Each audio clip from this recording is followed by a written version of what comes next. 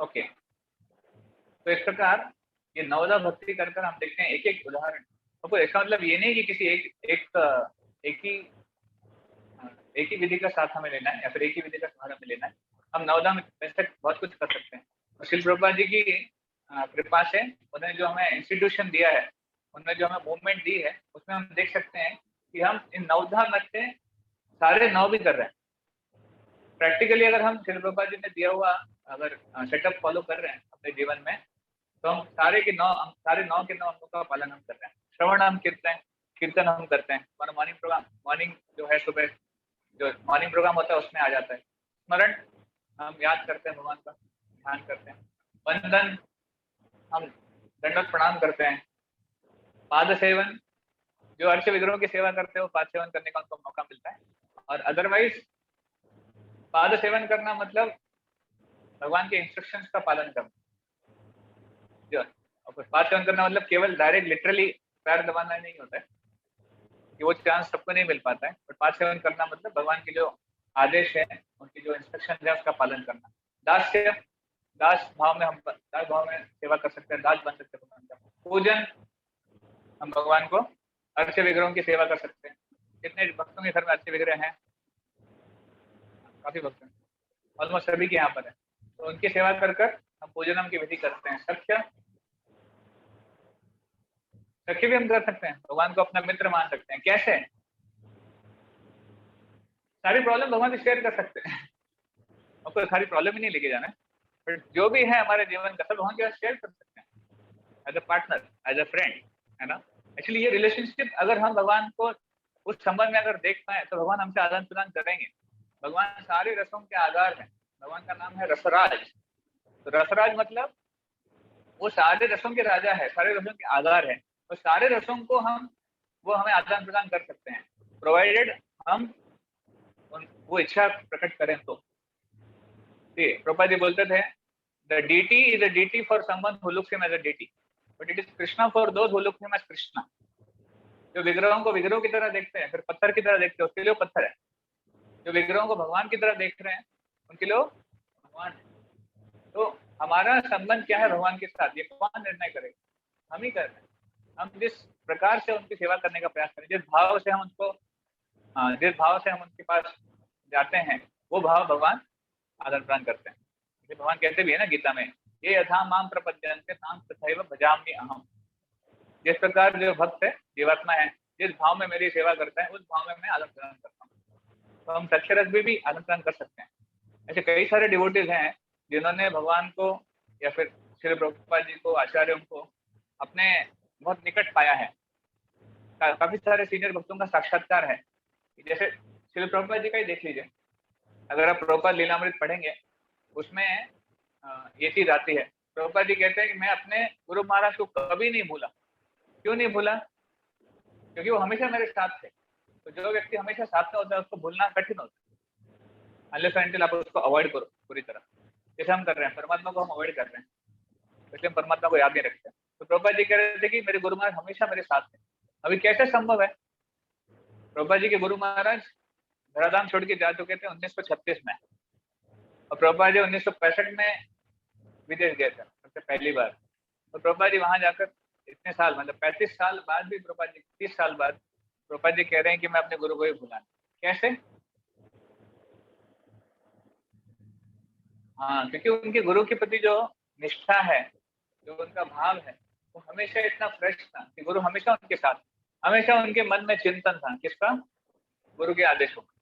कैसे उसको पूरा करना है, क्या करना है, क्या नहीं करना है, इस प्रकार। तो जिसका ये हमेशा कांस्टेंट मेडिटेशन रहेगा, उसके लिए गुरु या फिर प्रभुपाद ये कभी अलग नहीं होंगे, ये कभी अलग नहीं होंगे।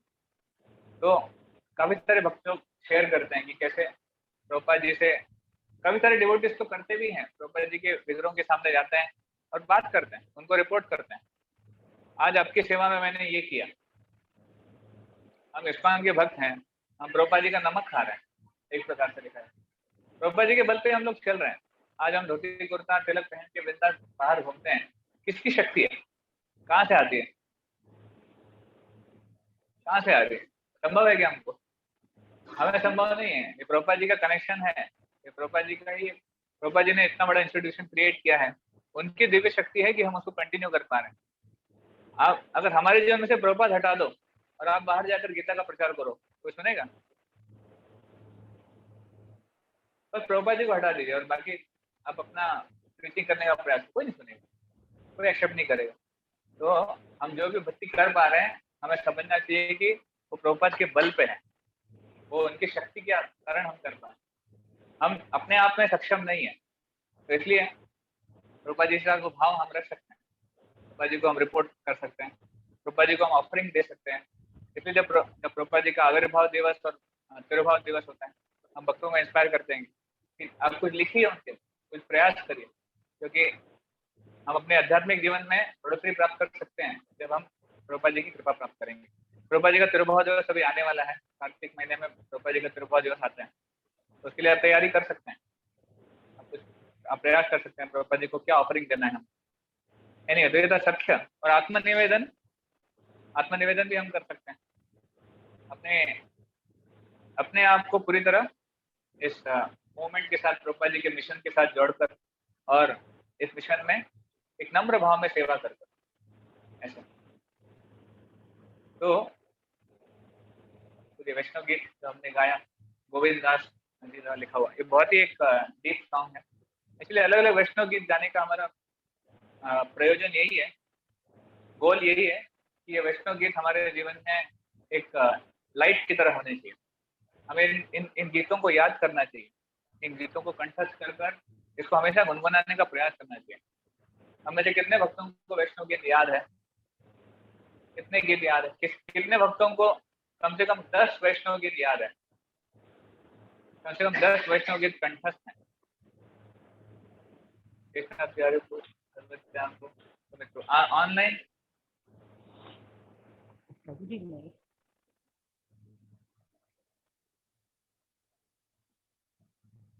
कितने हाथ नहीं उठाए ऑनलाइन? ये सब नए डिवोटी, हमारे कोर डिवोटी शायद नहीं जुड़े हुए ऑनलाइन। कितने भक्तों को 5 गीत याद है? 5, 2, कम से कम 2 गीत तो याद है। नहीं है अच्छी स्थिति नहीं है, हमको याद करना चाहिए। और आसान आसान गीत हैं, हम आपसे शेयर कर सकते हैं गीत। आपके पास सॉफ्ट कॉपी है कि नहीं पता नहीं, हम आपसे शेयर करेंगे, सारे गीत उसमें हैं। आजकल मोबाइल में तो ऐप आते हैं, आजकल मोबाइल में ऐप होते हैं, हिंदी इंग्लिश आपको जिस भाषा में चाहिए सारी भाषाओं में अवेलेबल है। आप लिंक भेज दीजिएगा, हम सबको भेज देंगे। हाँ, ऐप शेयर कर दीजिए ग्रुप में, हम भी बाकियों को भी शेयर कर देंगे। आप इस ऐप को डाउनलोड करिए, इंस्टॉल करिए और एक एक गीत एटलीस्ट आप उन गीतों को आप याद कर सकते हैं जो हमने गाए हैं। जैसे आज हमने यही गाया, लास्ट टाइम कौन सा गाया था? यशोमती नंदन गाया था, पहले भी गाया था? नहीं, इस क्लास में हमने कौन सा नहीं गाया? ठीक है, हम प्रयास करेंगे हर टाइम एक अलग अलग सॉन्ग गाएंगे, फिर याद करना चाहिए, बहुत इंपॉर्टेंट है।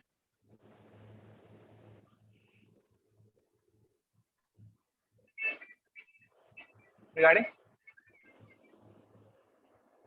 अभी तो सेशन चल रहा है। ओके, आई एम सॉरी, हम सेशन में ही वैष्णव सॉन्ग में ही चले गए। If we start with prayer, then we have started.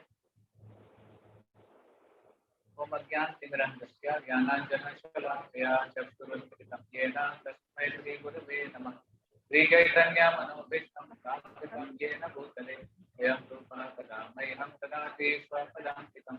वन्देऽहं श्रीगुरो श्रीयुतां श्रीगुरून् वैष्णवांश्च श्रीरूपं साग्रजातां सगणा रघुनाथान्वितं तं सजीवम् अद्वैतं सावधूतं परिजनासहितं कृष्णचैतन्यदेवं श्रीराधा कृष्णपादान् सहगणा ललिता श्रीविशाखान्वितांश्च नमो विष्णुपादाय कृष्णकृष्णाय भूतले श्रीमते भक्तिवेदान्त स्वामिने नामिने नमस्ते सारस्वते देवे गौरवाणी प्रचारिणे निर्विशेष शून्यवादी पाश्चात्यदेशतारिणे नमो महावदन्याय कृष्णप्रेमप्रदायते कृष्णाय कृष्णचैतन्य नाम्ने गौरविषे नमः।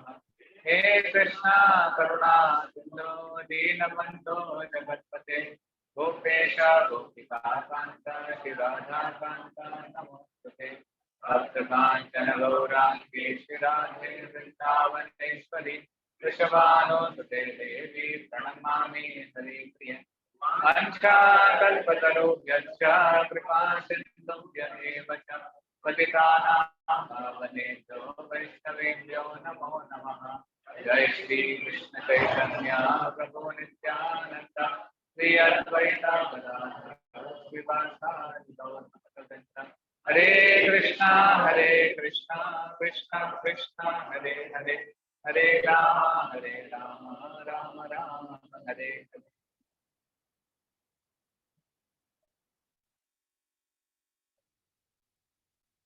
हरे कृष्ण। तो आध्यात्मिक जीवन में एक चीज बहुत महत्वपूर्ण है कि हम जो कुछ भी कर रहे हैं, जो कोई भी विधि का पालन हम कर रहे हैं, उसके बारे में हमें फर्म कन्विक्शन होना चाहिए। हमें उसके लिए पूर्णतः एक कन्विक्शन को क्या बोलते हैं, विश्वास, एक अटूट विश्वास होना चाहिए कि हम जो कुछ भी कर रहे हैं वो क्यों कर रहे हैं, वो कैसे सही है। ऐसे तो अनेक विधियां हैं जिसका हम पालन करते हैं। हम जप करते हैं, हम धोती कुर्ता पहनते हैं, हम तिलक लगाते हैं, हम आरती करते हैं, कीर्तन करते हैं, अनेक विधियों का हम पालन करते हैं। पर कई बार होता है कि हमें इसके बारे में अंडरस्टैंडिंग नहीं होती क्यों करते हैं। थोड़ा कम कर देंगे, आवाज होता है कि हम ये क्यों कर रहे हैं। तो कई बार जब कोई प्रश्न करते हैं बाहर के लोग कि क्यों करना चाहिए, क्यों आरती करनी चाहिए, क्यों प्रसाद भोग लगाना चाहिए, भोग लगाना चाहिए, प्रसाद खाना चाहिए, उधर है, या फिर क्यों धोती कुर्ता पहनना चाहिए, क्यों तिलक लगाना चाहिए, तो हम उनको कन्विंसिंगली जवाब नहीं दे पाते। और इसके वजह से और कभी कभी हम भी डिस्टर्ब हो जाते हैं, लोग ऐसे पूछ रहे हैं और हम बता नहीं पा रहे हैं। कुछ लोग हमें चिढ़ाने का भी प्रयास करते हैं, कुछ लोग हमें नीचा दिखाने का प्रयास करते हैं कि आप तो ऐसे ही है, सेंटिमेंटल लोग हैं, गुड फॉर नथिंग। तो इसलिए why we do what we do, ये एक ऑपरेशन को इसके ऊपर एक पूरा सेशन लेते हैं। Why we do what we do, आपने अटेंड किया कभी? हम जो करते हैं क्यों करते हैं, इसके बारे में काफी अच्छी अंडरस्टैंडिंग देते हैं।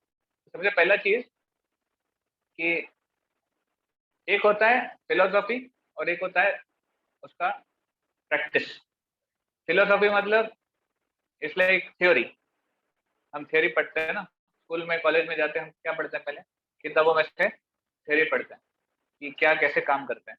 और दूसरी चीज है प्रैक्टिकल। प्रैक्टिकल मतलब वो जो थियरी है वो कैसे अप्लाई होती है, वो कैसे सही है, मतलब प्रैक्टिकल। तो सेम थिंग आध्यात्मिक जीवन में फिलोसॉफी और रिलीजन, रिलीजन मतलब प्रैक्टिस ऑफ फिलोसॉफी, उसको बोलते हैं रिलीजन।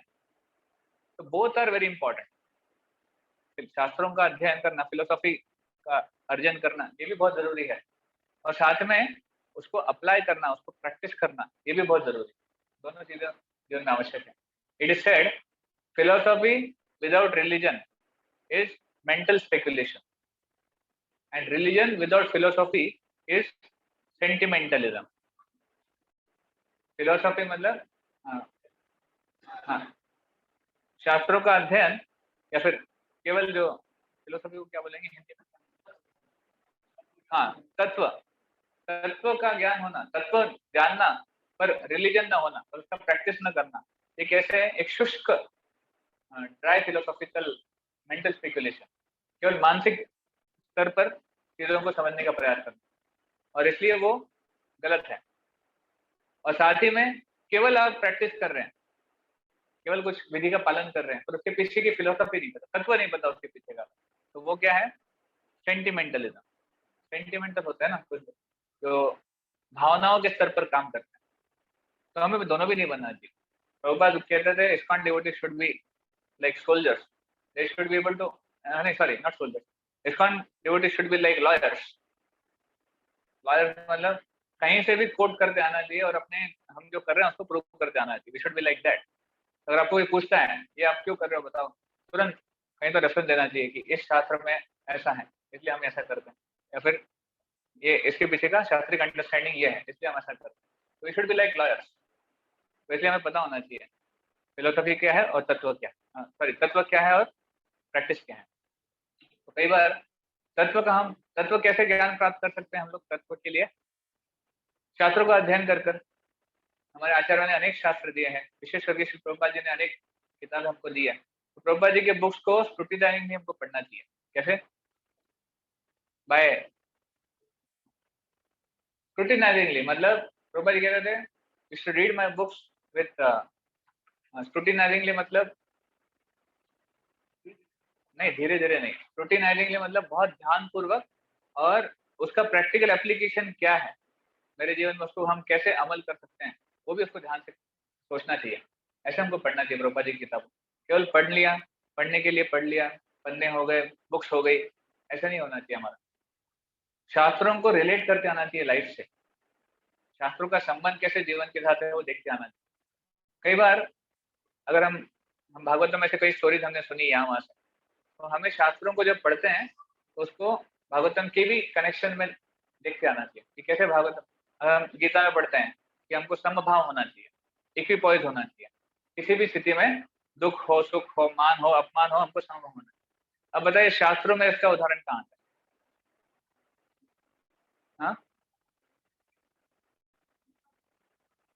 कौन? नहीं, गीता में तो ये फिलोसॉफी है, शास्त्रों में से इसका उदाहरण प्रैक्टिकल लाइफ में, प्रैक्टिकल लाइफ नहीं, शास्त्रों में, राम जी के जीवन में कहाँ पे है?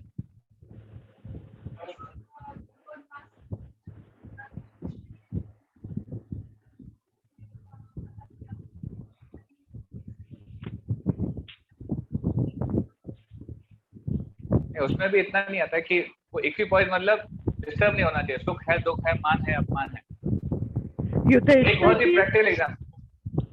हाँ, यहाँ पे ऑनलाइन, यस यस माता जी, वेरी करेक्ट। तो टीना जैन माता जी कह रहे हैं युधिष्ठिर महाराज का उदाहरण, पांडवों का। मैं भी वही उदाहरण सोच रहा था मेरे मन में।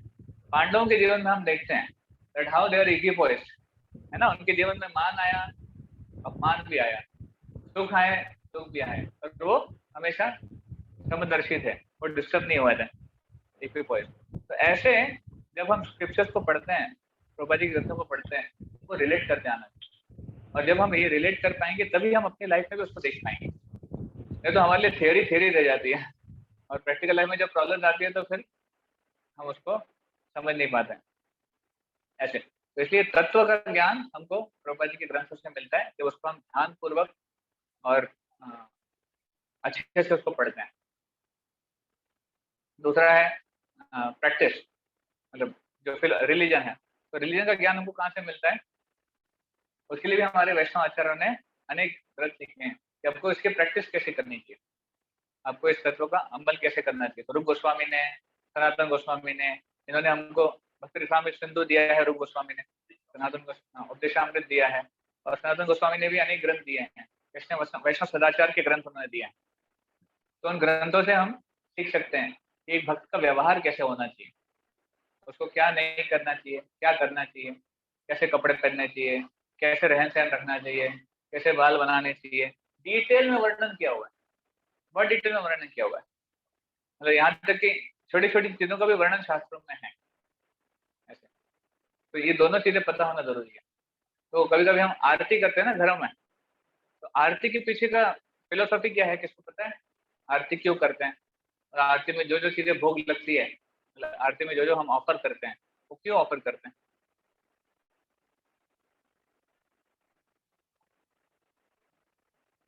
हाँ, पंच महाभूत है क्या? ओके,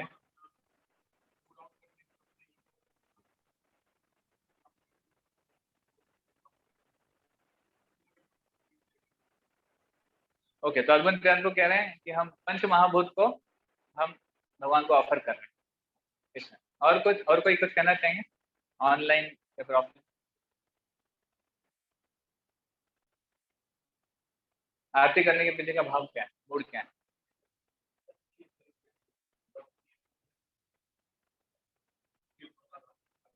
हाँ,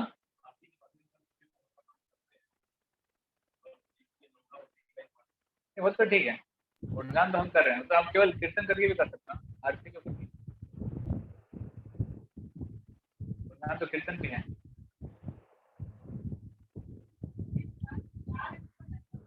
भगवान को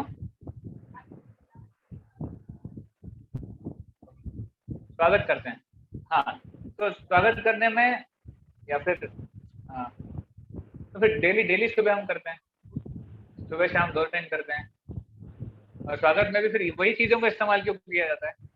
अगरबत्ती हो गया या फिर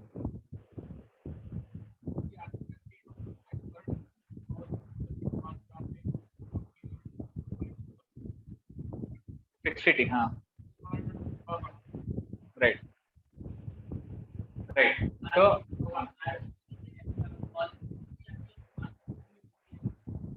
वो तो सब थ्योरी है वो भी सही है, बट देखिए पॉजिटिविटी के लिए आप ध्यान भी कर सकते हैं, ध्यान करो यार पॉजिटिविटी आ जाएगी। तो नाम जप करो, हम कहते हैं कलयुग में नाम जप ही सार है, तो कहता है ना, तो फिर नाम जप में क्यों ये सब नाम जप में इंक्लूडेड है?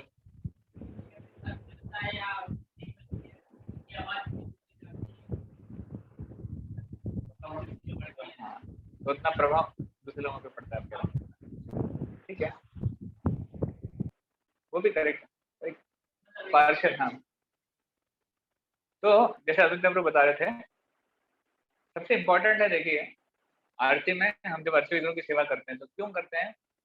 हम भगवान को केवल नाम रूप में या फिर केवल भगवान का स्मरण कर कर हम भगवान को एक्सेस नहीं कर पाते हमेशा। हालांकि भगवान अपने नाम में है, कली काले नाम रूपे कृष्ण अवतार, कली काले नाम रूपे कृष्ण अवतार, ये चैतन्य आता है। तो ये भगवान अपने नाम रूप में है, पर क्या हम भगवान को नाम रूप में देख पाते हैं? हमारी इंद्रियां एक प्रकार से जड़ित है, मटीरियल है, और क्या जड़ित इंद्रियों से, मटीरियल इंद्रियों से, मटीरियल सेंसेस से क्या हम आध्यात्मिक चीजों का अनुभव कर पाते हैं? नहीं कर पाते। That's why we cannot see Krishna everywhere. Although Krishna is everywhere. भगवान कहाँ नहीं है, भगवान कण कण में है, बोलते भी है फिलोसॉफी, पर हम इसको अनुभव नहीं कर पाते। तो इसलिए उस चीज का अनुभव करने के लिए भगवान अपनी कृपावश एक विग्रह रूप में आते, एक फॉर्म लेके आते।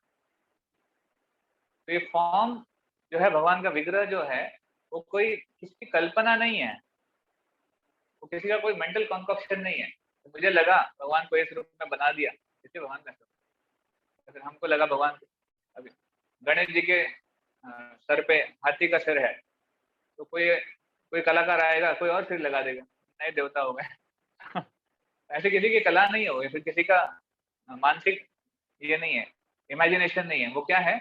शास्त्रों द्वारा प्रमाणित एक रूप है। और भगवान का क्या रूप है? द्विभुज रूप, वो भी शास्त्रों में लिखा हुआ है, शास्त्रों में सब डिटेल दिया हुआ है, कैसे उनका वर्ण कैसा है, उनके त्रिभंगी है वो कैसे, उनकी बांसुरी है, बांसुरी की भी अनेक प्रकार है, पंक्ति है, बांसुरी है, इस प्रकार। तो एनीवे, ये जो विग्रह है, ये भगवान अपनी कृपा से विग्रह रूप में आते हैं, किसके लिए?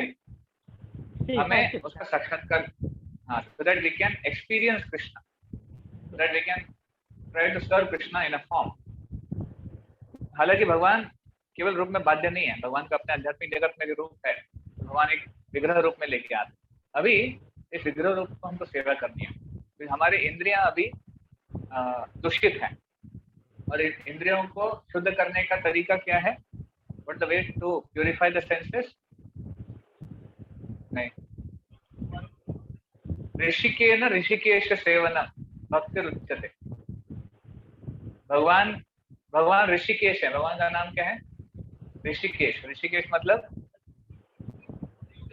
हाँ, इंद्रियों के स्वामी। ऋषिक मतलब इंद्रिया, सेंसेस, और ऋषिकेश मतलब इंद्रियों के स्वामी, ऋषिकेश। ऋषिकेन ऋषिकेश सेवनम, जो हमारी इंद्रियां है ऋषिक, उनको हम ऋषिकेश की सेवा में लगाएंगे तो वो शुद्ध हो। हमारी इंद्रियां जो ऋषिक हैं, वो भगवान की ही सेवा करने के लिए बनी है आइडियली, पर हम उस सेवा को भूलकर अभी हम क्या कर रहे हैं? तो उसको भौतिक चीजों की सेवा में लगाने का प्रयास कर रहे हैं, और इसलिए हमारी इंद्रियां संतुष्ट नहीं है। भगवान कहते हैं गीता में, जो जो जो उनकी शक्ति है, जो सेपरेटेड एनर्जी, भूमि रापो अनलो वायु खम मनो बुद्धिरेव च, अहंकार एटीएम में भिन्ना में भक्ति। तो ये जो 8 एनर्जीज हैं, भूमि अप खम, भूमि अप अनल वायु और खम, ये 5 चीजें हो गई, और मन बुद्धि अहंकार, ये 8 चीजें। 8 चीजें भगवान कहते हैं मेरी सेपरेटेड एनर्जी, और ये मेरी एनर्जी है, भगवान की एनर्जी है। तो भगवान की शक्ति होने के नाते भगवान की सेवा में लगना चाहिए, उसका उद्देश्य ये होना चाहिए। भगवान की शक्ति, जैसे हम जानते हैं रामायण में हमने पढ़ा है, राम और सीता ये शक्तिमान और शक्ति है। सीता कौन है? राम की शक्ति है। तो अभी रावण का क्या प्रयास था? भगवान की शक्ति को वो खुद भोग करना चाहता था। भगवान की शक्ति, मतलब भगवान की शक्ति को भगवान के संपर्क से हटाकर उन्होंने खुद भोग करने का प्रयास किया, इसलिए उसका विनाश हो गया।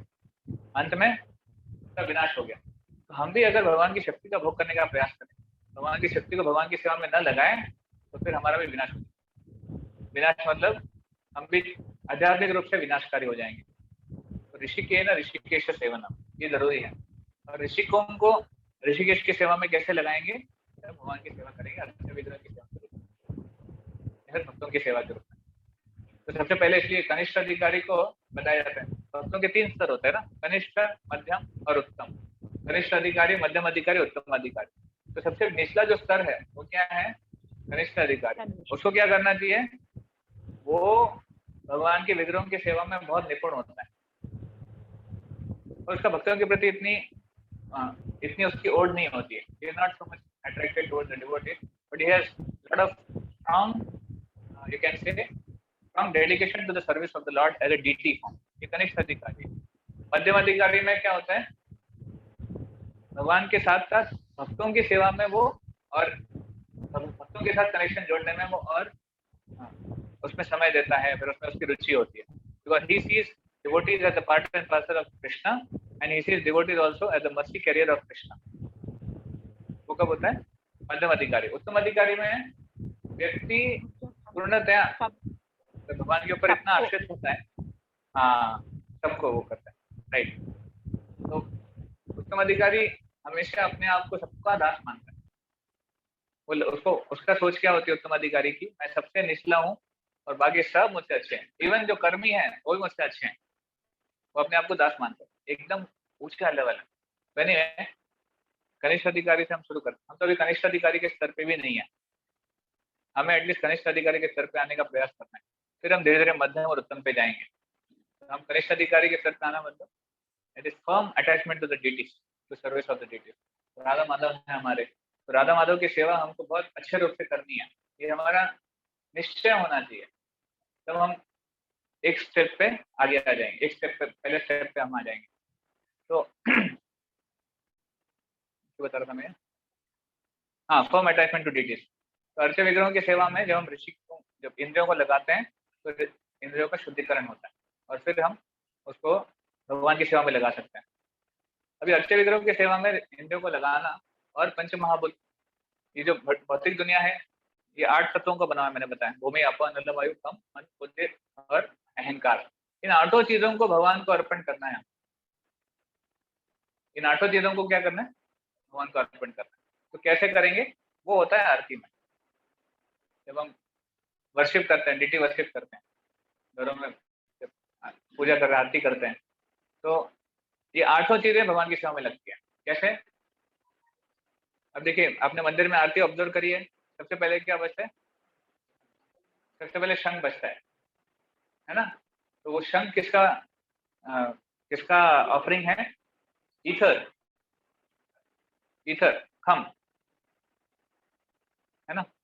खम उसका, आकाश का, उसका ऑफरिंग है शंख बजाना। उसके बाद अगरबत्ती लगती है, वो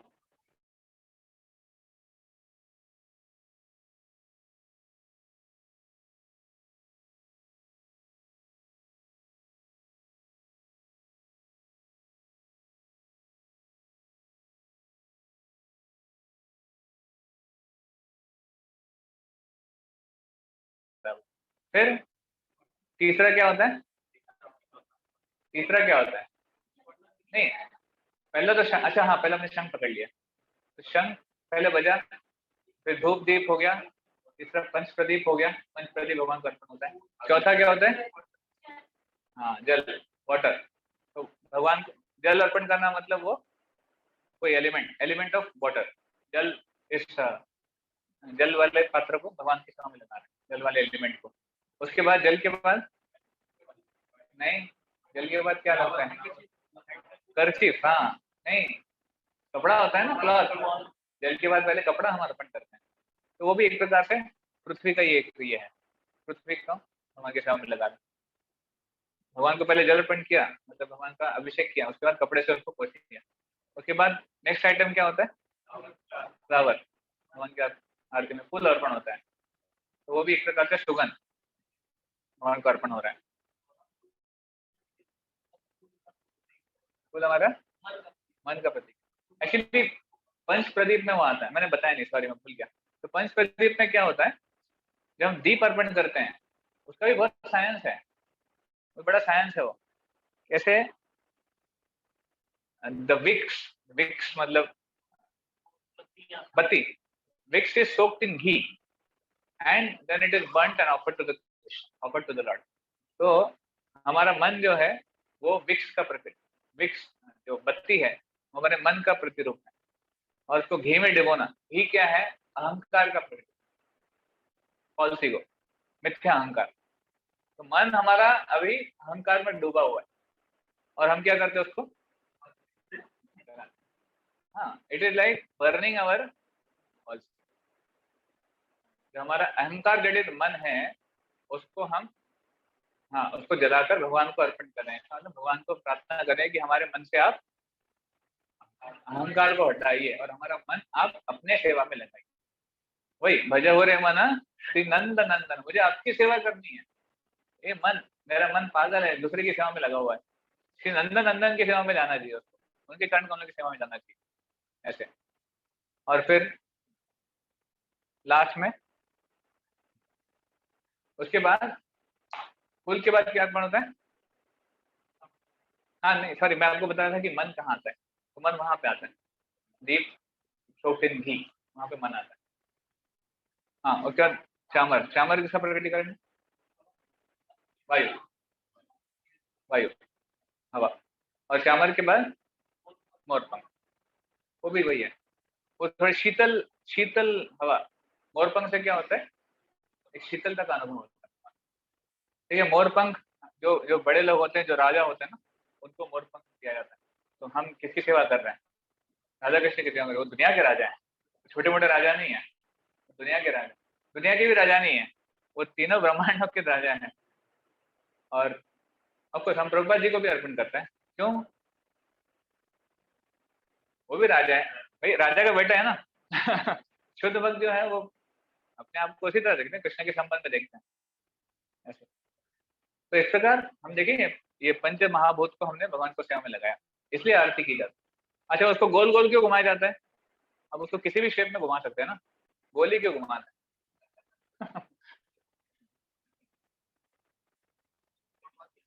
गोल क्यों घुमाया जाता है?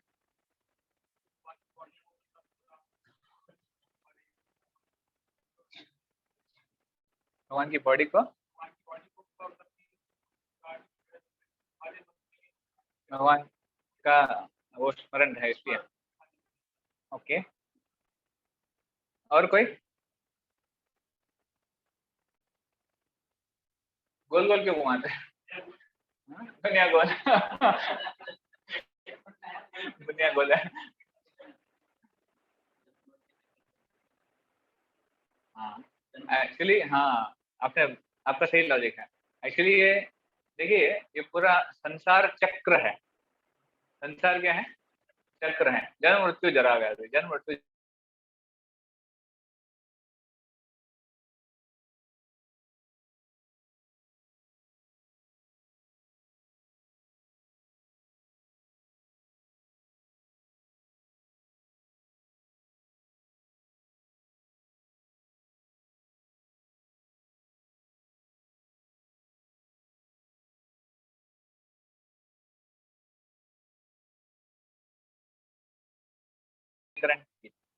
Like that. तो ये सिग्निफिकेंस है आरती के पीछे। देखिए हम लोग कितना साइंटिफिक है, घंटी क्यों बजती है? हाँ,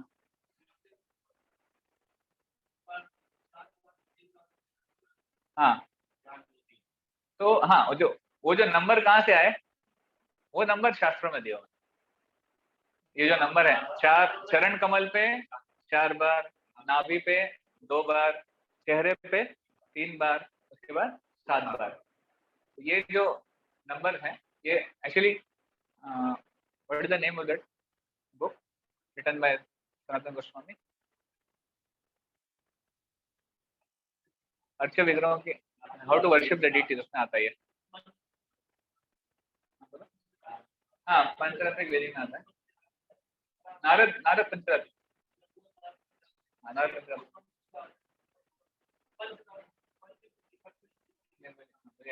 एक्चुअली हमारे आचार्यों ने, इवन नारद मुनि ने भी इसके बारे में बताया कि पंचरत्न की विधि में भगवान की सेवा कैसे करनी है। सनातन गोस्वामी ने भी इसके बारे में लिखा हुआ है। तो इन शास्त्रों से नंबर आते हैं, 4, 2, 3, 7, या फिर मेजोरिटी तो 7 ही होता है। हमने यही सीखा है कि चरण कमल 4 बार, नाभि पे 2 बार, चेहरे पे 3 बार, और पूरे शरीर पे 7 बार। That's what we have learn. अगर इसके ऊपर नीचे भी है तो स्क्रिप्चर के हिसाब से, स्क्रिप्चर शास्त्र के अनुसार। हाँ, तो साथ में घंटी क्यों बजती है? ये सारी चीजें जो ऑफर कर रहे हैं हम लोग, इसके साथ घंटी बजाई जाती है।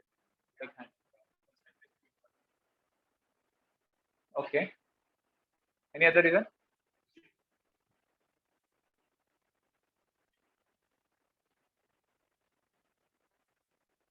और कोई कारण?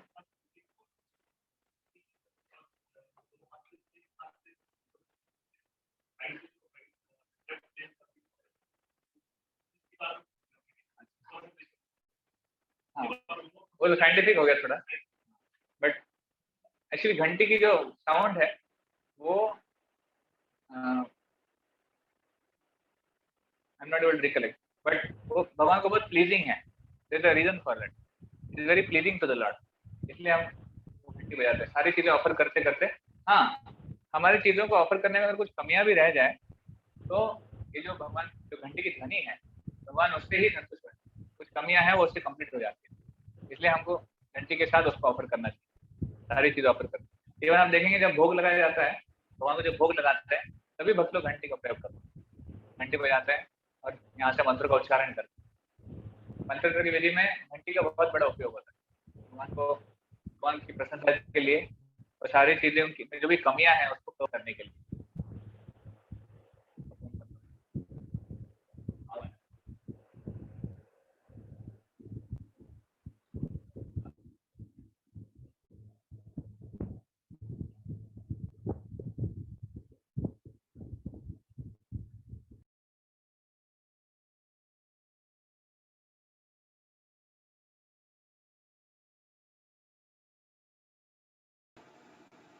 हरे कृष्ण।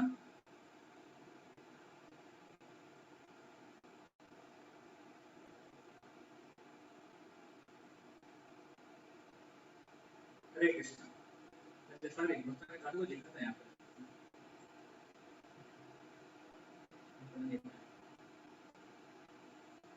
ओके, तो एक प्रश्न है कि why do we offer 5, 7, 11 lamp in aarti? Actually 5 हम 5 पंच प्रदीप इस्तेमाल करते हैं क्योंकि हमारे 5 इंद्रियों का प्रकटीकरण करते हैं। पंच प्रदीप मैंने बताया, जो विक्स है वो हमारे इंद्रियों की तरह है, इसलिए पंच प्रदीप हम लोग इस्तेमाल करते हैं 5। चिंतामणि प्रभु पूछ रहे हैं, do we have different document of details? Yes prabhu, reference is there, you can read NOD also, nectar of devotion. तो ग्रंथ में प्रभु गोस्वामी भी बताते हैं, और भी बाकी रेफरेंसेस हैं, I can share with you. ऐसे तो उसके अलावा ये तो एक साइंस हो गया, अभी हमने देखा अर्च विग्रहों की सेवा करना, वो एक साइंस है ना। अगर धोती कुर्ता क्यों पहनना है, वो भी एक साइंस है। तो क्या साइंस है, क्यों पहनते हैं हम लोग धोती कुर्ता? या फिर माताओं के लिए एक ऐसे वस्त्र जो कि एक डिवोशनल अटायर होता है, ऐसे वस्त्र क्यों पहनने चाहिए? जेब लेके नहीं आए तो लेके नहीं आए। देखिए सिंपल चीज है, हम बाहर की दुनिया में भी जाते हैं तो हर एक प्रोफेशन के लिए अटायर होता है ना। डॉक्टर का एक अपना अटायर होता है, उसका व्हाइट कोट होता है, आप पहचान करते हो डॉक्टर है। एक सोल्जर का एक अटायर होता है ना, सैनिक है वो, उसका अपना एक कपड़े होते हैं, खाकी वर्दी होती है जो भी, उसे आप समझ जाते हैं। लॉयर का अपना एक अटायर होता है, लोग पहन जाते हैं, समझ जाते हैं कि वो लॉयर है। उसकी तरह भक्त का भी एक अटायर होता है। और व्हाइट क्यों होता है हमारा अटायर? क्योंकि वो सत्वगुण में आता है। सफेद कपड़ा, सफेद कलर, वो सत्वगुण का प्रतीक है व्हाइट, इसलिए हम लोग सफेद कपड़े पहनते हैं, सत्वगुण में ठीक है।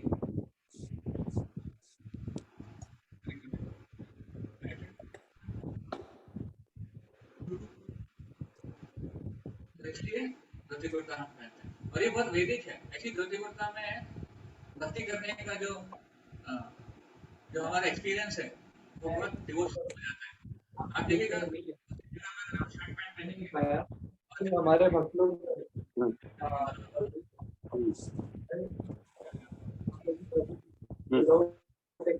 बहुत सारे बोलने लगे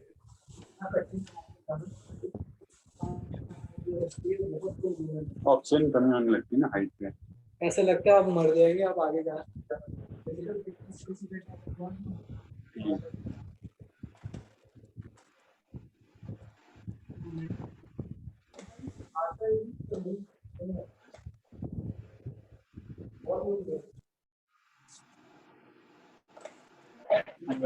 हरे कृष्ण।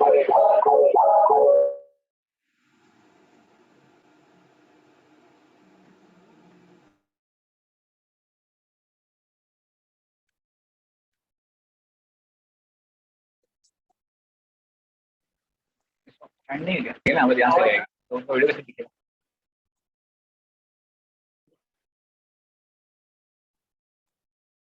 एनीवे, तो इसलिए हम लोग धोती कुर्ता ग्रहण करते हैं, धोती कुर्ता पहनते हैं।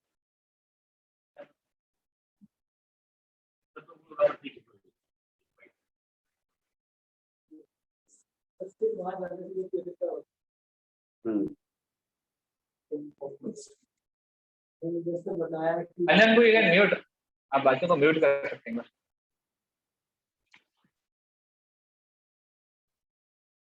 ओके,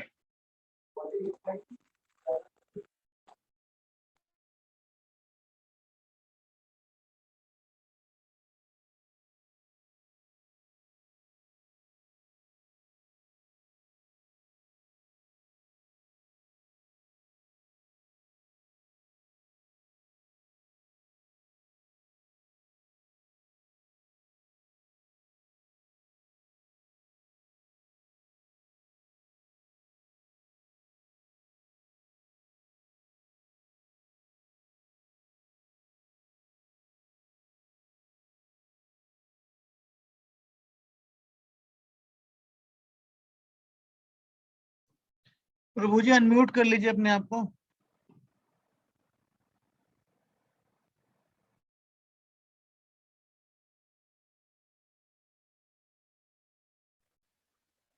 हरे कृष्ण। तो सबसे ऊपरी भाग में मैं भगवान के सबसे निचले, भगवान के जो अर्च विग्रह है या फिर भगवान के जो दिव्य शरीर है उसके सबसे निचले भाग को मैं रखता हूँ, मतलब वो मेरे लिए वंदनीय है, मैं उनका वंदन करता हूँ, इसलिए मैं तिलक लगा भगवान के चरण कमलों को धारण किया हूँ। और ये तुलसी महारानी को भी, तुलसी महारानी हमेशा भगवान के चरणों पे होती है, इसलिए उनको भी मैंने धारण किया इस प्रकार। तो भी बड़ा साइंस है, ट्राई टू पुट तिलक। और दूसरा चीज, धोती कुर्ता और तिलक पहनने से क्या होता है, एक स्मरण लोगों के मन में आता है। जैसे ही लोग आपको देखते हैं, जैसे पहले जमाने में प्रभुपाद जी के समय में हमें इस्कॉन डिवोटीज को हरे कृष्णा मूवमेंट के नाम से जाना जाता, हरे कृष्णा वाले आ गए। अभी लोग नहीं बोलते, आजकल लोग इस्कॉन वाले बोलते हैं, तो पहले हरे कृष्णा वाले बोलते थे। तो जैसे ही किसी भक्त को देखा तो उसके मुंह से भी भगवान का दिव्य नाम हरे कृष्ण, उसको भी सुकृति मिलती है उसकी, है कि नहीं? तो इसलिए हमें, हमारा बहुत बड़ी जिम्मेदारी है कि हम दूसरों को कृष्ण कॉन्शियस बनाएं, अपने आचरण से दूसरे कृष्ण कॉन्शियस बन सकते हैं, ठीक है? हाँ, हमारा, हाँ, तो लोग महाराज जी बोलते हैं, पर वैसे लोग याद तो करते हैं, हरे कृष्ण वाले हो, इस्कॉन वाले हो, कीर्तन करते हो। हाँ, हाँ। बहुत बार देखा है। अब एक बार मैं घर से जा रहा था, घर से कानपुर वापस आ रहा था, मेरे मदर मेरे साथ थी। तो रेलवे स्टेशन पे हम गए, जैसे एंट्री किया पुलिस वाला था, तो जैसे मेरे को देखा, हरे कृष्णा महाराज मेरे को देखे, तो मदर ने बोला देखो, आपको देख के उसने हरे कृष्णा बोला। यस, ये हमारा पर्पज है, ये हमारा ड्यूटी है कि हम दूसरों को भगवान का स्मरण कराएं, अपने बिहेवियर से, अपने आचरण से, अपने देख रेख या फिर अपने जो भी हम वस्त्र पहन रहे हैं, जैसा भी हम बिहेव कर रहे हैं, तो इसलिए हमें करना चाहिए, इसका प्रैक्टिस हमें करना चाहिए। एटलीस्ट जब हम डिवोशनल एक्टिविटीज कर रहे हैं तब तो हमें करना ही चाहिए। हो सकता है हमें अपने काम व्यवसाय के लिए जहाँ पर भी हम जा रहे हैं वहाँ हम धोती कुर्ता तिलक का उपयोग नहीं कर पाए, एटलीस्ट जब हम घर पे हैं साधना भक्ति कर रहे हैं तो हमें डेफिनेटली करना चाहिए, उसमें उसकी कमी नहीं करनी। ऐसा और कुछ प्रैक्टिस एंड ऑफकोर्स ऐसे बहुत सारे प्रैक्टिस। हाँ, कंठी माला क्यों पहनते हैं हम लोग, वो भी एक प्रैक्टिस है। कंठी माला, हाँ पहले हम कंठी माला क्लियर कर सकते हैं। कंठी माला क्या है? ये तुलसी महारानी है। तो तुलसी महारानी हमारे गले में है, तो मतलब हमारे लिए वो वंदनीय है। और तुलसी का तो हम तुलसी को ग्रहण कर रहे हैं क्योंकि हम भगवान के नाम का उच्चारण कर रहे हैं। भगवान के नाम के अलावा, भगवान के प्रसाद के अलावा इसके नीचे कुछ जाना नहीं, ये उसका एक नियम है। इसलिए हम तुलसी महारानी को बहुत सीक्रेट रखते हैं। तुलसी कंठी माला को भी हम जनरली कॉमन लोगों को एक्सेप्ट, कॉमन लोगों को हम डिस्करेज करते हैं तुलसी माला लेने से। एटलीस्ट मैं तो पर्सनली करता हूँ। और कोई कहता है कि हम तुलसी माला पहन सकते हैं क्या, कहते जब तक आप नियमों का पालन नहीं करते आप प्रयास करिए कि आप मत पहने, नहीं तो अपराध हो जाते बोलते हैं। लोग फैशन के तौर पर पहन लेते हैं, तो ऐसा नहीं करना चाहिए। ये फैशन नहीं है, बहुत सीरियस चीज है कंठी माला पहन। हाँ, शास्त्रों में इसके बारे में बहुत गुणगान है। यमदूत जब अजामिल को छुड़ा नहीं पाया और विष्णुदूतों से हार गए, तब यमदूत यमराज के पास वापस गए और यमराज से वो बोलने लगे, अरे हमको तो आज तक लगता था आप ही एक हो तो सबकी सुप्रीम हो, राज विष्णुदूतों ने हमको हरा दिया, तो आपकी पोजीशन क्या है बताइए। यमदूत ने यमराज को चैलेंज किया। यमराज ये शुद्ध भक्त हैं, अभी जो हमारे यमराज हैं वो शुद्ध भक्त हैं, उनको अच्छा नहीं लगता वो सेवा करना, वो उनका ड्यूटी है इसलिए करते हो। तो यमराज ने जब सुना कि विष्णुदूतों से यमदूतों ने हरिनाम का गुणगान सुना है, यमराज नाचने लग गए। अब यमलोक में कीर्तन होने लगी। तो यमराज को कभी चांस नहीं मिलता है हरिनाम का डिस्कशन करने का। उनके एसोसिएट्स कौन है यमराज के? यमदूत हैं, तो उनको कभी ज्यादा चांस नहीं मिलता है वहां पर हरिनाम करने का वगैरह। जैसे ही इस दिन अजामिल को जब वो छुड़ा नहीं पाए, अजामिल को लेके नहीं आ पाए, विष्णुदूत ने छुड़ा लिया, इस दिन यमराज ने खुलेआम सबके सामने हरिनाम का गुणगान किया और यमदूतों को कहा कि उन लोगों को मेरे पास मत लाओ जो हरि के भक्त हैं, हरि के नाम का जप करते हैं, जो भगवान के जो कंठीमाला धारण करते हैं, ऐसे लोगों को मेरे पास मत लाओ। तो कैसे लोगों को मेरे पास लाओ? दिव्यान अवक्ति गुणरत भजनाम देयम, जिसके जिह्वा से भगवान का नाम नहीं निकलता है। केतश्च न स्मृति भगवत चरणारविंदम, जिसकी चेतना में भगवान के चरण कमलों का स्मरण नहीं होता है, जिसके जीवन में कोई पुण्य नहीं है,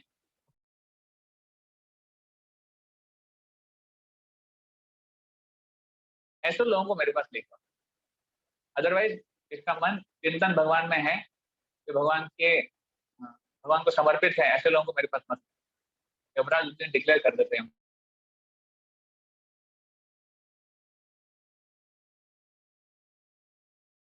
एक principle, but again of course में डिटेल भी है, ऐसा नहीं कि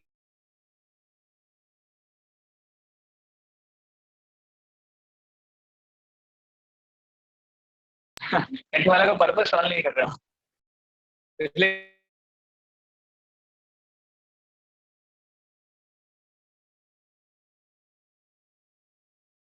जो पुरुष प्रयास छोटे रहे और एक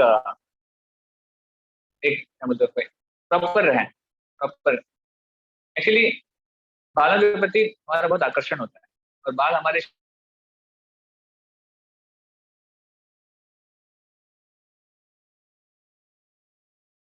यूनिसेक भी है, तो काफी समय बाल संवारने में जाता है। तो 3-3, 4-4 घंटे, 10-10 घंटे लग जाते हैं बाल संवारने। हाँ लिटरली हम देखते हैं इतनी सारी क्रियाएं होती है उसको। तो ये हमारे प्राइड, हमारे गर्व का एक केंद्र है। क्योंकि जब हम भक्ति में जुड़ते हैं, एटलीस्ट जो ब्रह्मचारी वर्ग है पूरा ही क्लीन शेव करता है। क्यों? क्योंकि वो प्राइड वहां से हटाना, उसको भौतिक बॉडीली कॉन्शियसनेस में वो लाने का प्रयास करते हैं, तो उससे वो नहीं हट, बॉडी कॉन्शियस में नहीं आना चाहिए, इसलिए वो बाल का त्याग करते हैं। जो बहुत ही अट्रैक्टिव हमारी चीज हमारे लिए, उसका त्याग हम करते हैं। इसलिए देखिए, जब जीवन घर में किसी की मृत्यु होती है तो हम बाल कटवाते हैं, मुंडन करते हैं। क्यों? जो प्रिय चीज है वो हमें बाल छोटे रखने चाहिए, आइडियली शेवन हेड।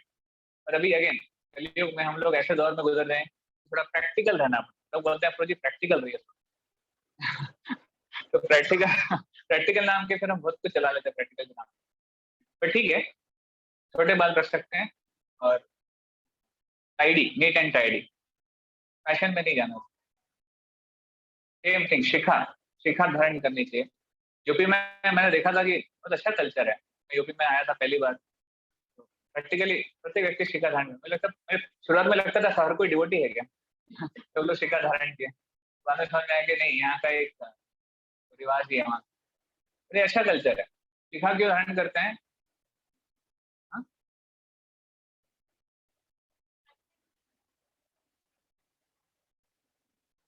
ये दूसरा साइंटिफिक आजकल लोग साइंटिफिक चीजों में बहुत जाते हैं। इसका आध्यात्मिक कारण ये भी है कि जो भी शिक्षा हम ग्रहण करते हैं गुरुकुल में, एंटीना देखा ना, एंटीना, एंटीना जब खड़ा होता है तो उसके माध्यम से वो सिग्नल उसको मिलता है। ये हमारा एंटीना की तरह काम करते हैं पुरुषों के लिए। क्योंकि आध्यात्मिक ज्ञान है वो वन पॉइंटेड अटेंशन से ग्रहण कर सकते हैं। और ऐसा भी कहते हैं कि जब गुरु महाराज, जब भगवत धाम लेके जाना है, हम तो क्वालिफाइड होते नहीं है, गुरु हमारी शिखा पकड़ के लेके जाते हैं, चल भगवत धाम चलो। इसमें तो शिखा का अपना है।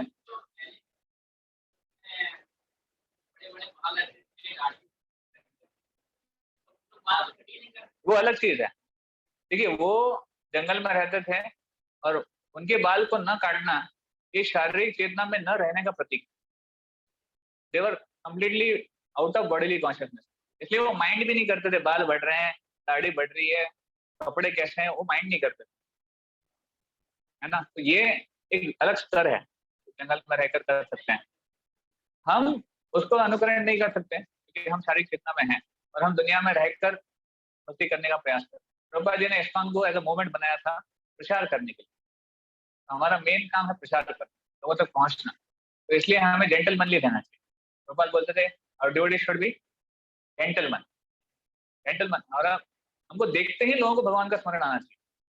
ये हमारा हमारा रहन सहन, हमारी बात करने का तरीका ऐसा होना चाहिए। ऐसा we remain like a gentleman.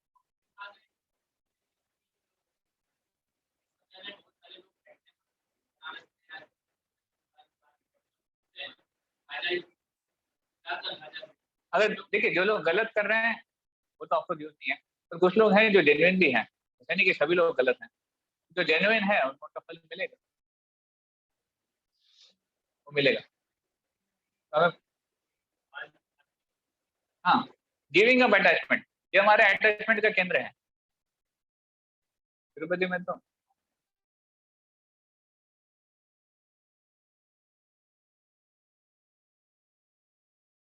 as devotees, as the etiquette is, we should not have. So that was another sign of attachment.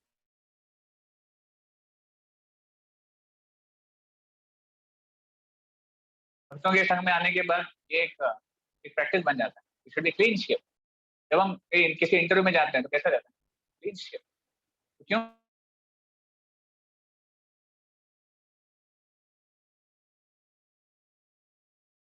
दाढ़ी बढ़ाना पुरुषों के लिए एटलीस्ट क्लीन शेव, दाढ़ी मूंछ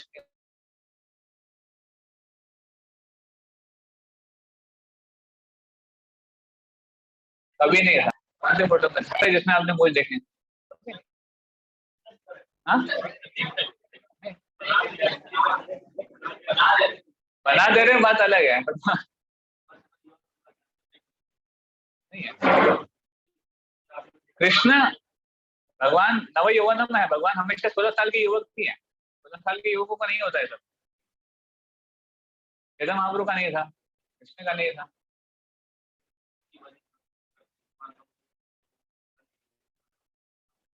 वो एक कारण है, और दूसरा कारण है कि हाँ थोड़ा सा की उम्र है, और क्लीन अच्छा रखें, इट्स ऑलवेज बेटर। तो दैट्स व्हाई ये सारी चीजें हैं कि हम जो भी प्रैक्टिस कर रहे हैं अपने स्पिरिचुअल लाइफ में वो क्यों कर रहे हैं वो जानना जरूरी है। हर चीज का एक साइंस है, देखिए कुछ भी चीज विदाउट साइंस नहीं है, हमें साइंस पता होना चाहिए। That's why I said in the beginning, philosophy without religion is mental speculation, and religion without philosophy is sentimentalism. ये हमेशा ध्यान रखें, हमको दोनों चीजें पता होनी चाहिए। फिलोसॉफी पता होनी चाहिए, और प्रैक्टिस क्या करना है वो भी पता होना चाहिए, दोनों पता होना चाहिए। तभी हम कंप्लीटली हम अपने आप को प्रेजेंट भी कर पाएंगे, लोगों को समझा भी पाएंगे, लोगों को आप जोड़ भी पाओगे। Okay, I think will and here. एक प्रश्न है यहाँ पे, माता जी पूछ रहे हैं कि is it aparadh to offer deepak with just one bati in aarti? No, it's not an offence. हम भी तुलसी आरती के समय सिंगल लैंप से ऑफर करते हैं, नो प्रॉब्लम। पर अगर पंच प्रदीप है तो ज्यादा प्रेफरेबल, अदरवाइज प्रॉब्लम नहीं। Ultimately consciousness is more important, चेतना बहुत जरूरी है कि चेतना से आप ऑफर करें रादर देन डिटेल। ओके, और किसी और प्रश्न है?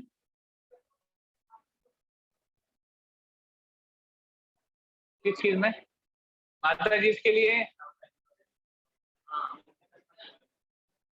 जहाँ तक मैंने पढ़ा है भक्ति स्वामी सिंधु में, माता इसके लिए ऐसा होना चाहिए कि एक डिवोशनल आउटलुक होना चाहिए। मतलब जो भी वस्त्र पहनते हैं उसे उनका भी और सामने वाला का भी एक भक्ति में भाव जागृत होना चाहिए।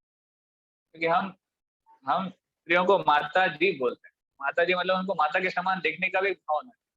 आजकल की स्त्रियां ऐसे कपड़े नहीं पहनती कि लोग उनको माता जी बोल पाए, एटलीस्ट बाहर की दुनिया में, बाहर की दुनिया में ऐसे होता है। तो इसलिए ऐसा रिकमेंड किया गया है कि सारी माता जी के लिए बेस्ट है, अगर वो नहीं तो एटलीस्ट डिसेंट क्लोथ होने चाहिए। हाँ, एक ये इंटेंशन है कि हमारा शरीर पूरा ढका होना एज मच एज पॉसिबल, अंग प्रदर्शन नहीं होना। इवन पुरुषों के केस में हम धोती कुर्ता पहनते हैं, हमें घुटने के ऊपर नहीं पहनना, तो घुटने के ऊपर का भाग दिखना नहीं चाहिए, वो एटिकेट नहीं है। कभी कभी होता है हम बैठते हैं ऐसा है कि घुटने के ऊपर कपड़े चले आते हैं, सही नहीं है। घुटना हमेशा ढका होना चाहिए, घुटने के नीचे तक कपड़े आने चाहिए, ये है। तिलक तो माताओं को भी लगाना चाहिए, बाल माताओं को संवारने चाहिए इस प्रकार की वो नीट एंड टाइडी रहे। ओपन रखने का रिकमेंडेशन नहीं है, खुले नहीं रखने, ऐसे बांध के रखने। बाकी डिटेल आप माता से पूछ सकते हैं तो ज्यादा एक्सपीरियंस।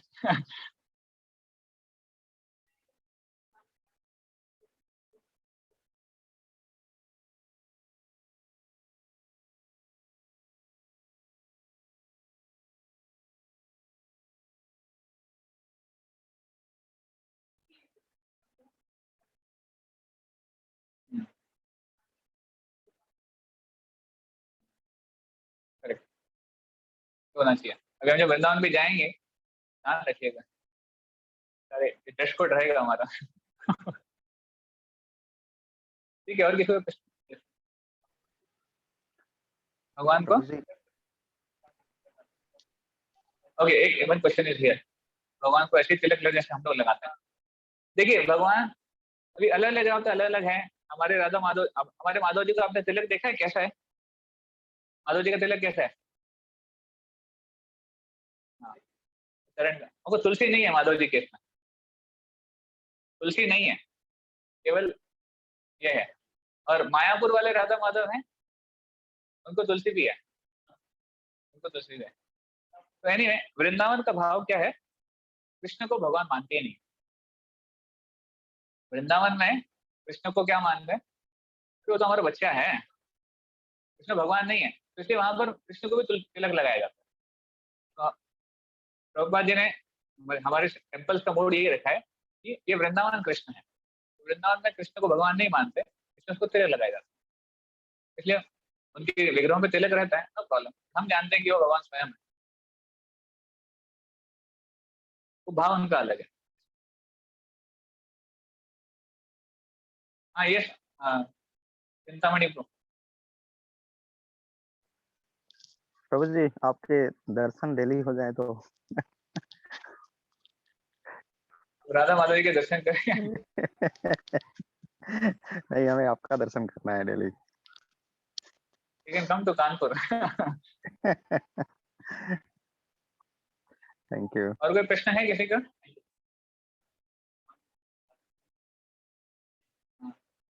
हाँ बोला ना, भोग लगाते हो कि बजाना, भोग लगाते हो कि घंटी बजाना चाहिए। देखिए सुविधा है तो करना चाहिए, सुविधा नहीं है तो उसके पीछे नियमाग्रह नहीं करना चाहिए। दो चीजें होती है, नियमाग्रह और नियमाग्रह। नियमाग्रह मतलब नियम, अग्रह मतलब नियमों को मानना ही नहीं, और नहीं सॉरी हाँ, और नियम आग्रह मतलब बहुत ज्यादा मानना, बहुत ज्यादा कड़ाई से पालन करना। दोनों भी गलत है, एक तो मानना भी नहीं भी गलत है और बहुत ज्यादा कड़ाई से पालन। तो किसी किसी स्थिति में आपको भोग लगाना है, वहां पे घंटी नहीं है, क्या करेंगे? हाथ से घंटे का काम करते हैं ऐसे। हाँ बेसिकली हाँ, अब हम मरीज भक्तों से गाइडेंस ले सकते हैं कहाँ पे कितना एडजस्ट करना चाहिए, अपने हिसाब से नहीं करना चाहिए, सीनियर से हम गाइडेंस ले सकते हैं।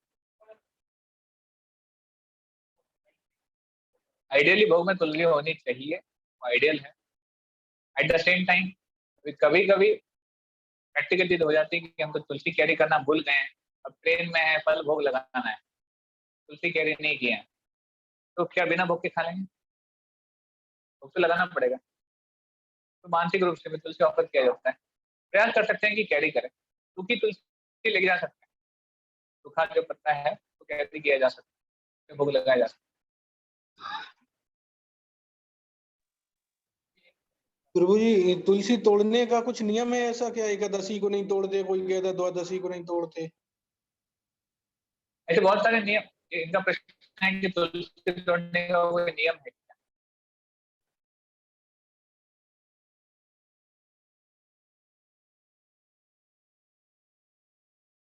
है, but हम हमारे वैष्णव परंपरा में हम इतना पालन कर सकते हैं कि द्वादशी के दिन नहीं तोड़ते, तोड़ना अवॉइड कर सकते हैं, अन्य दिनों पे तोड़ सकते हैं। और द्वादशी को भी ऐसा नहीं कि तुलसी नहीं तोड़ना तो भोग में तुलसी नहीं जाएगी, पहले ही हम तुलसी तोड़ सकते हैं या फिर उसको हम ऑफर कर सकते हैं। एक्चुअली अभी इस्कॉन के भी व्हाट्सएप ग्रुप्स, जरूरी नहीं है कि उसमें जो भी फैलता है वो सब बोनाफाइड है। मैं देखिए जो भी व्हाट्सएप मैसेजेस हैं उसको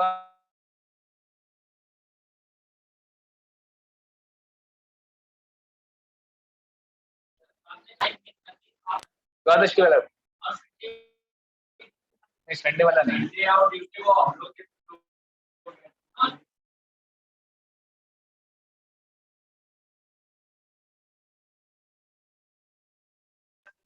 बाकी शायद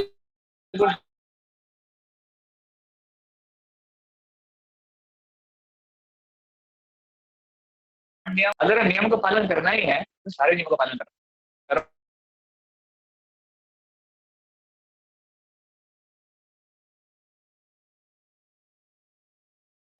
इसलिए हम एटलीस्ट हाँ मुख्य नियम का पालन करते हैं जो हमारे आचार्य ने फोकस किया। अब एक